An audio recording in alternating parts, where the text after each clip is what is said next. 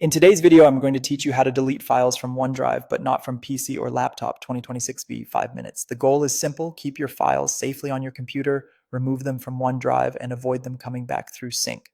Start by opening File Explorer on your Windows computer. In the left pane, look for the OneDrive folder. This is the location that syncs with your cloud storage, so anything you see here is currently part of your OneDrive. Next, browse into the OneDrive folder and decide which files or folders you want to keep only on your PC. Select them just like you would any other file. It helps to work in Details view so you can see sizes and dates and to check the icons. A cloud icon means online only, a green check means it's available locally, and rotating arrows mean it's still syncing. Now move those selected items out of OneDrive and into a folder that is not inside OneDrive. For example, place them in a local folder under this PC, like Documents or a custom folder you've created.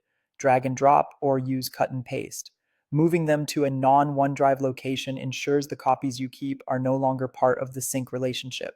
Give it a moment for File Explorer to finish the transfer, especially with large files. If you're unsure, you can copy and then delete the originals later, but a move is the most direct way.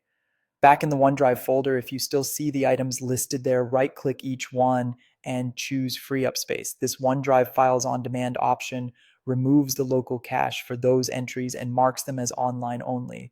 It's a good way to prevent duplicate storage and make sure your OneDrive folder isn't holding extra copies on your disk. With your local copies safe outside the OneDrive folder, go to OneDrive on the web in your browser and sign in.